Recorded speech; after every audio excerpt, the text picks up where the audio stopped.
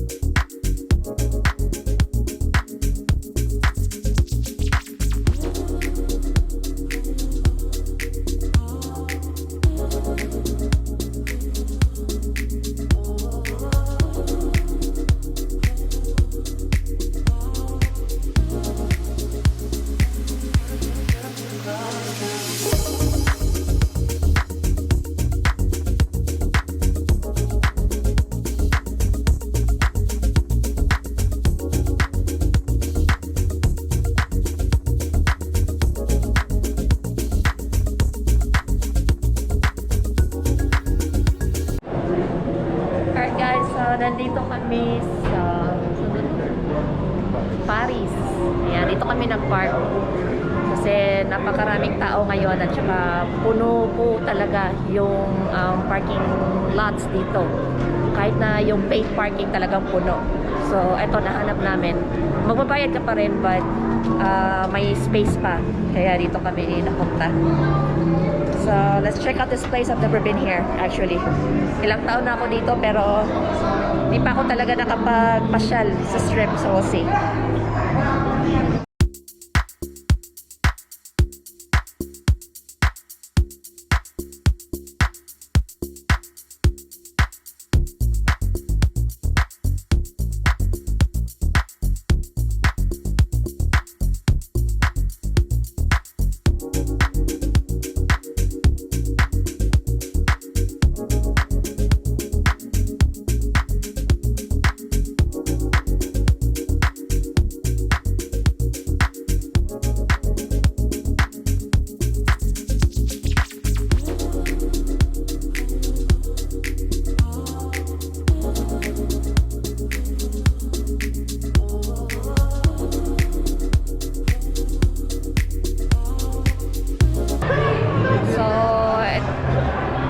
by the name Paris Hotel. Yung ambience niya dito is, I guess, yung parang feel mo na nasa Paris ka talaga. Ayan.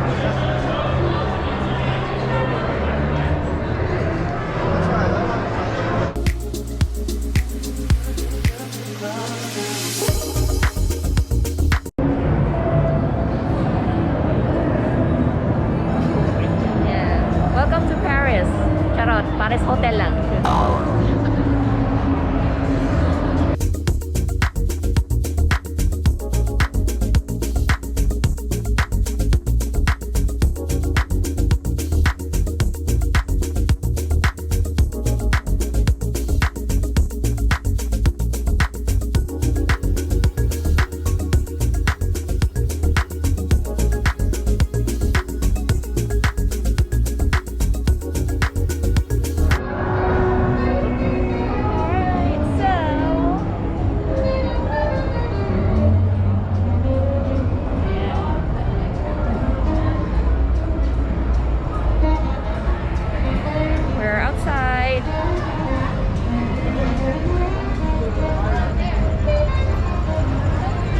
Sobrang daming tao ngayon. Gusto kong magtanggal ng mask kaso masyadong marami tsaka dikit-dikit mga tao ngayon dito.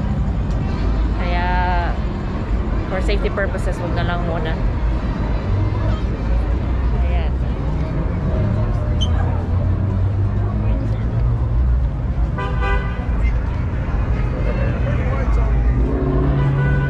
Saan tayo?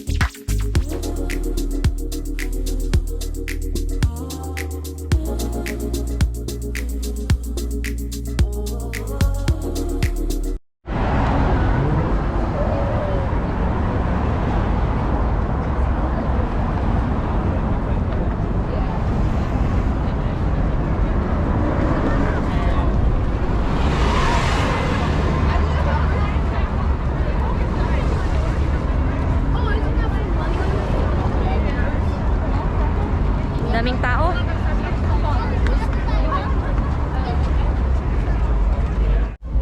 Sa side street muna tayo lalakad. So, like I said, I've been here for almost 10 years. Pero every time na napupunta ako dito sa strip, parang feeling turista pa rin ako kasi hindi po ito tulad sa iniisip ng iba na hindi po taga rito, hindi pa nakakapunta dito. Hindi po ito yung parang pagising mo sa umaga, paglabas mo ng bahay, ito na yung makikita mo. Hindi po yon, ganon. So talagang dinadayo po tong area na to. Ito po yung tinatawag nilang Las Vegas Boulevard or strip na tinatawag. Hindi po yon strip na yung parang mga stripper, hindi po. So strip ang tawag dito sa area na to. Itong buong street na to. Tapos, nandito yung mga nakikita ninyo sa TV. MGM, Bellagio, Wynn, Paris, Bally's, Planet Hollywood. Ayan, dito po yan lahat. Dito po ang sentro ng Las Vegas. Tourist attractions nila. Dito yung area na yon. So, ayan.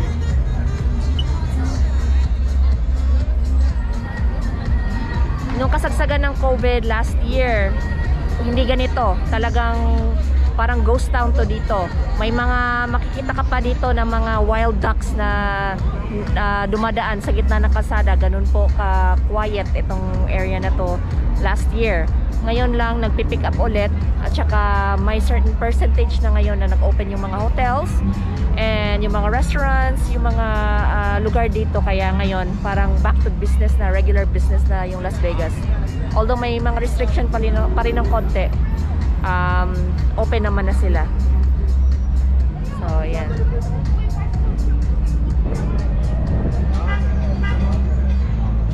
And since sa area na to parang tayo-tayo lang, tanggal muna tayo ng mask. Hindi na ako makahinga. Ayan.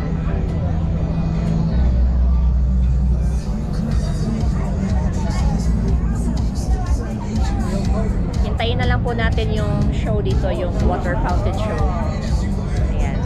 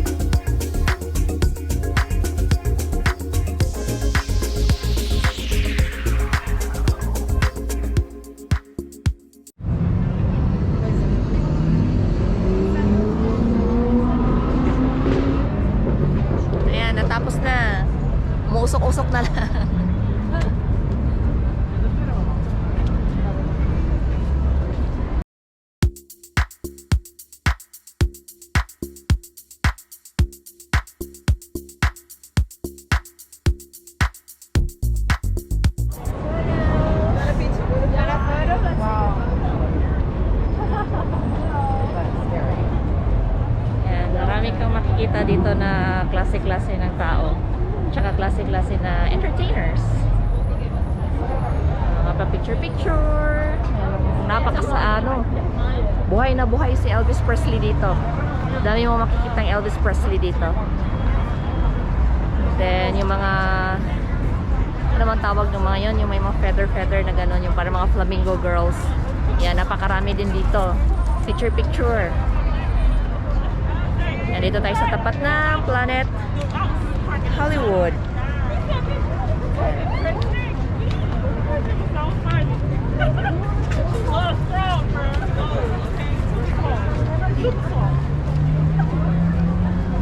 Ngayon, dito naman tayo sa harap ng Cosmopolitan. Ang bango. Amoy steak.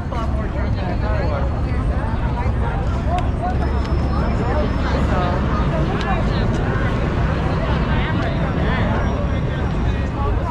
baka mamaya or bukas may magrereklamo na likod at kasukasuhan. Kakalakad. Ayan. Pero okay lang, it's worth it. It's nice to see Las Vegas looking like this now. Parang walang nangyari. Although syempre naka-mask lahat. But it's still nice to know na most of the businesses are back up now.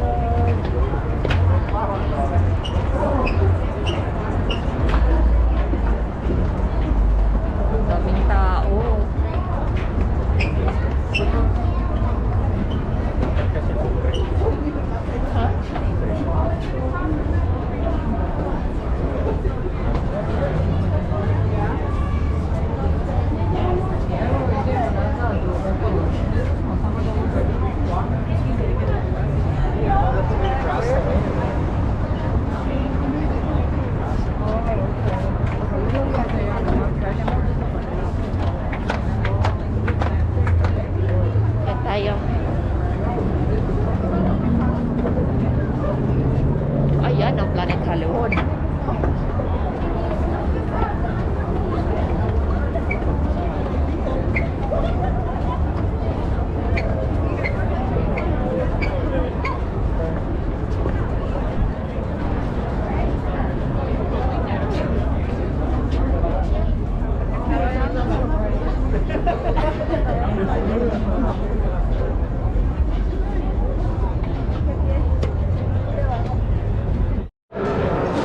So we're here at area, parang shopping center nila.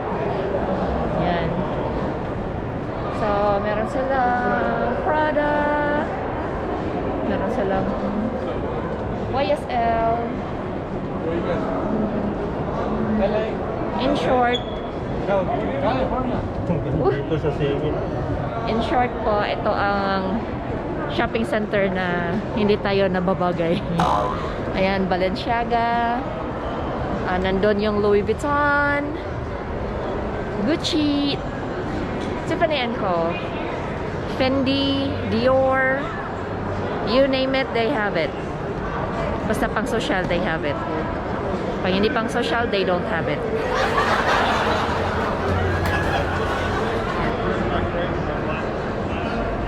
Nakaka-intimidate naman dito, guys. Hindi tayo belong.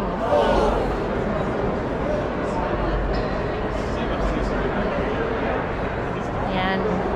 Louis Vuitton.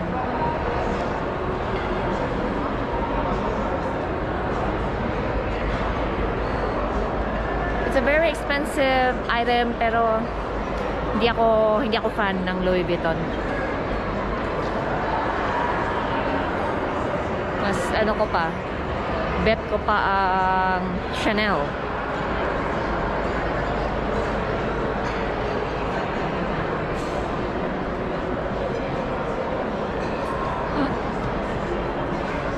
Fendi. They have Fendi. Saan na ba? Yun. Taguer.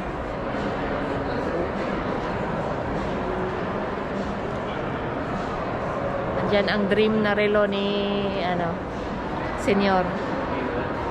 Pero hanggang tingin lang muna tayo.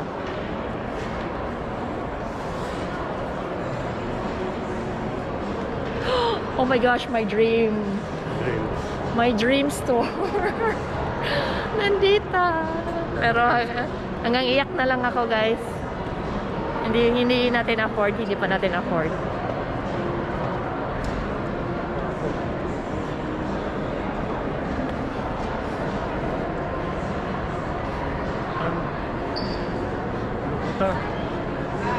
Ganda dito. Aha. Red.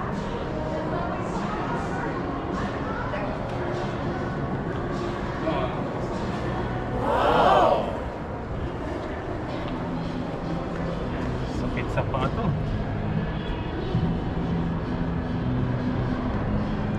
Ayan. Hanggang Southie na lang po muna ako kasi hindi ko pa siya afford. Ito po ang dream shoes ko. Ayan.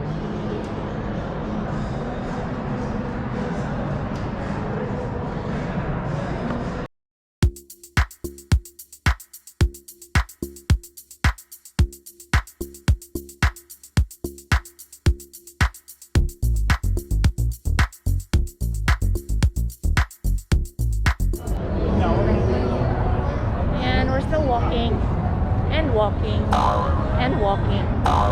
So, yan, Hard Rock Cafe. Tapos, actually, I used to work here sa my strip. I was one of the very first employees ng isang shoe store dito. But ngayon, na tinitingnan ko, was gonna reminisce, pero wala na, nagsara na. So, it's sad, but you know, dito ako nagsimula. And then Red Rock Cafe, andun yung MGM. Yun. Doon si Manny Pacquiao. Diyan ang karambola boxing nila. So, we're just waiting for the light to turn green para makatawid tayo. Then we'll go to New York, New York. And welcome to the park. New York, New York.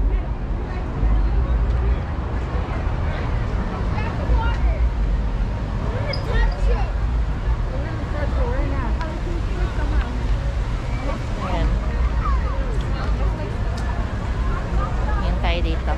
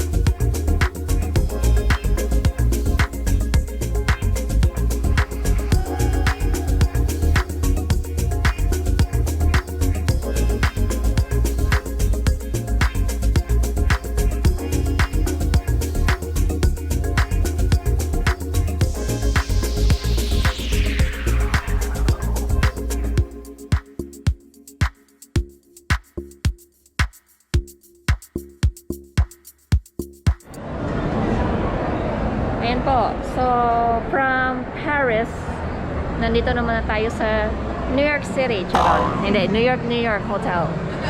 So, ito naman yung ambience nila pagdating sa pagkainan nila. Ayan.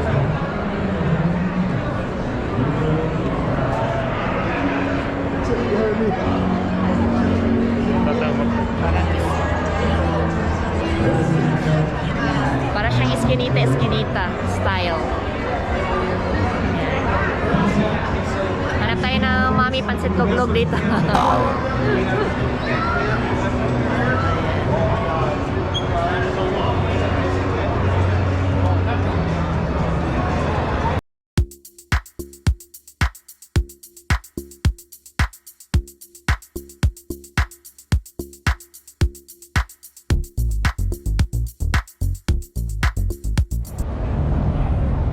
Alright guys, so here it is. I hope you guys enjoyed. I'm still gonna go walk around. Please don't forget to like and subscribe to my channel, and please don't forget to hit that bell button para naman notified kayo sa mga bagong uploads ko. Again, this is Kathy, your Ilocana, Ilongga, Bisaya gal, always saying, don't let anyone turn you away from your purpose, and always live life for what it's worth. Thank you so much for watching, and see you on my next vlogs. Bye!